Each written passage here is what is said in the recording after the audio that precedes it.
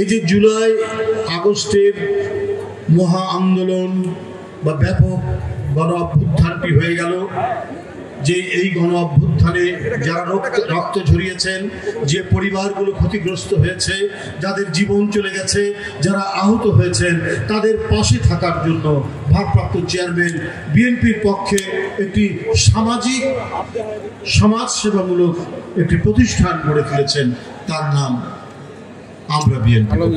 শুধু তাই নয়, জুলাই আগস্ট নয়, যারা খেলার ক্ষেত্রে কৃতিত্ব অর্জন করেছেন, যারা মেধার চর্চার ক্ষেত্রে কৃতিত্ব অর্জন করেছেন, যারা সমাজের নানা বিষয়ে নানা দিক থেকে কৃতিত্ব অর্জন করেছেন, তাদেরকেও দলের পক্ষ থেকে এই আমরা বিএনপি পরিবার তাদের পাশে গিয়ে দাঁড়িয়েছে।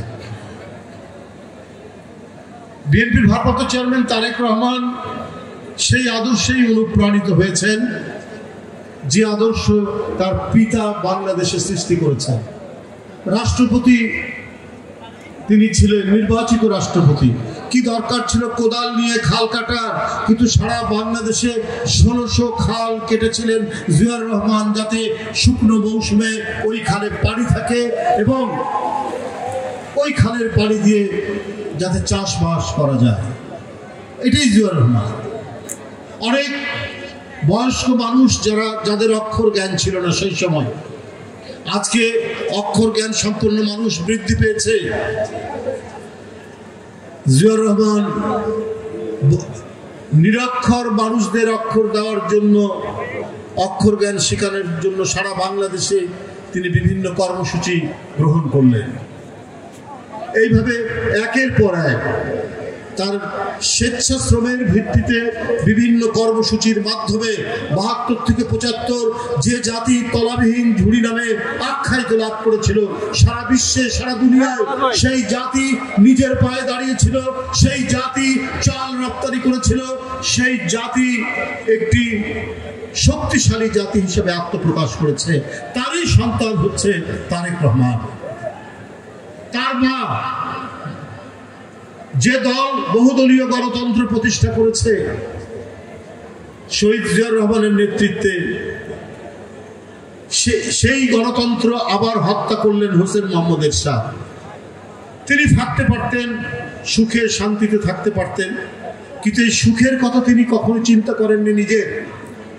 9 বছর আপসহীন সংগ্রাম করেছেন, পুলিশ নির্যাতন করেছে, গ্রেপ্তার করেছে, তারপরেও তাকে তার নীতি থেকে টলাতে পারেনি।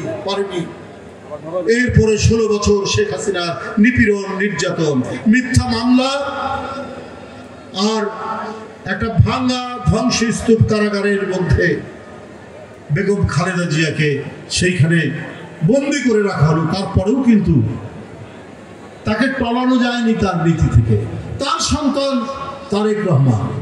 তাই কি গণতন্ত্রের প্রশ্নে, কি রাজনীতির প্রশ্নে, কি মানব সেবার প্রশ্নে তারেক রহমান যে দৃষ্টান্ত স্থাপন করে যাচ্ছেন, সেটি আমাদের অনেকের কাছেই অনুকরণীয়। আজকে আমরা বিএনপি পরিবার এখানে যে রুম্মন এবং মিথুনের নেতৃত্বে আমরা এখানে এসেছি, এবং মিল্লাত ভাই আপনাদের এই এলাকার জনপ্রতিনিধি, তিনি এই আয়োজন করেছেন, এত বিশাল আয়োজন। আমি সত্যি এটি দেখে অত্যন্ত হতবাক যে তিনি এই কাজটি তিনি করেছেন।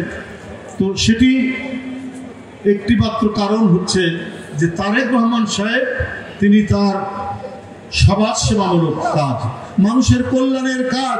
এইখানে আমি যে নামগুলো আমি তালিকায় পড়লাম, 15-16 জন যারা সেই সময় নিহত হয়েছেন, অনেকে আহত হয়েছেন, তাদের সন্ধানে এবং তাদের পাশে দাঁড়ানোর জন্য আমরা বিএনপি পরিবার আমরা এখানে এসে এই সংগঠনের নেতৃবৃন্দ আমরা এখানে এসে আজকে উপস্থিত হয়েছি। আমি এখন বেশি কথা বলবো না, আমরা বিএনপি পরিবারের এই মুহূর্তের যে অনুষ্ঠানটি, এরপরে বিএনপির অনুষ্ঠান শুরু হবে, তখন কথা বলবো। এখন যে অনুষ্ঠানটি, এটি সারা বাংলাদেশে আমরা রুমন এবং মিঠুনের নেতৃত্বে করে আসছি।